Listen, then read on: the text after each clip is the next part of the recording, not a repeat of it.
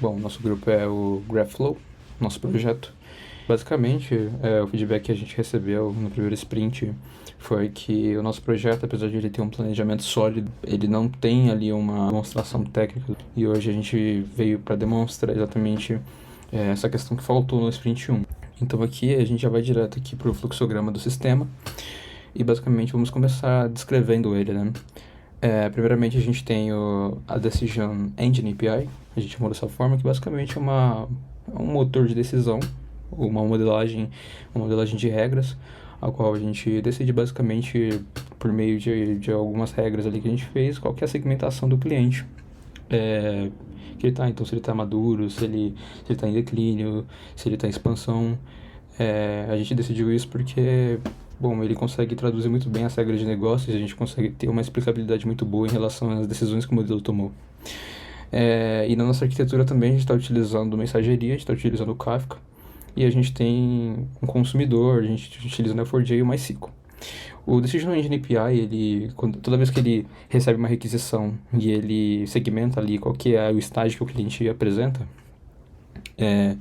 ele faz um trigger ali no Kafka, então ele envia uma mensagem para o Kafka somente como um gatilho ali para acionar o GraphFlow Listener, que basicamente ele pega ali os dados ali do MySQL e retorna aqui, né? Ele faz uma ingestão ali para o Neo4j.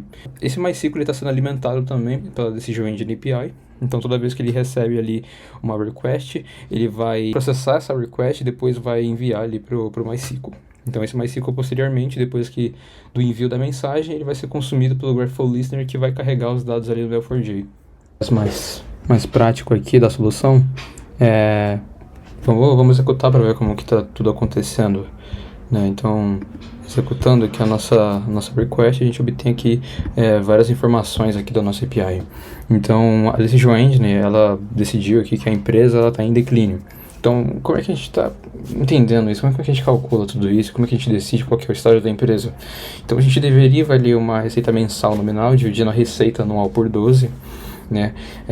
A nossa regra de entrada é, se no mês mais recente os valores recebidos ou pagos estiverem abaixo do percentual mínimo da receita mensal, a empresa é classificada como start imediatamente, né?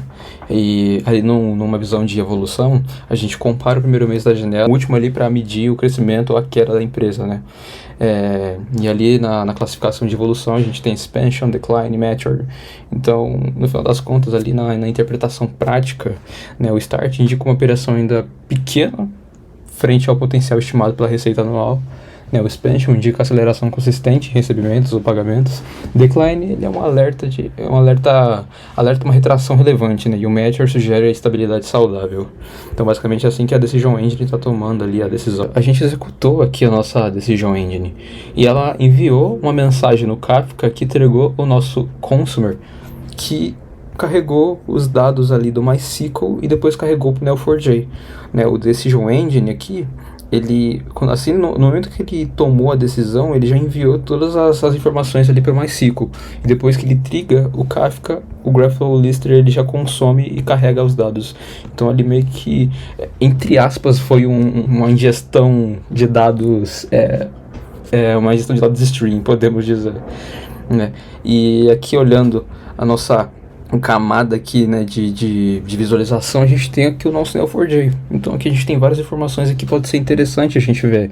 Então, basicamente, a gente tem uma visão aqui, por exemplo, de qual que é o possível, né? A gente fez então um cálculo de probabilidade, tentando entender qual que seria talvez o próximo estágio ali da empresa, baseado em tudo que a gente viu até agora.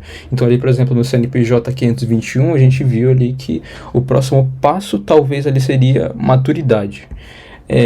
A gente tem uma visão aqui de similaridade entre os CNPJs, então a gente consegue ver quais que são os CNPJs mais próximos entre si, e no final de tudo a gente consegue ver ali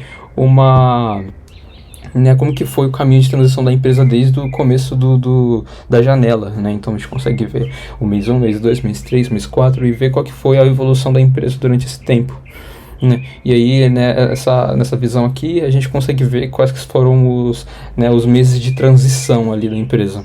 Estando nas melhorias que a gente fez, transformação de notebook Python em 2 microserviços, comunicação assíncrona entre eles com mensageria, um dashboard mais materializado, o uso de bancos de dados reais para lidar com as informações geradas e, no final das contas, uma aplicação mais robusta como um todo.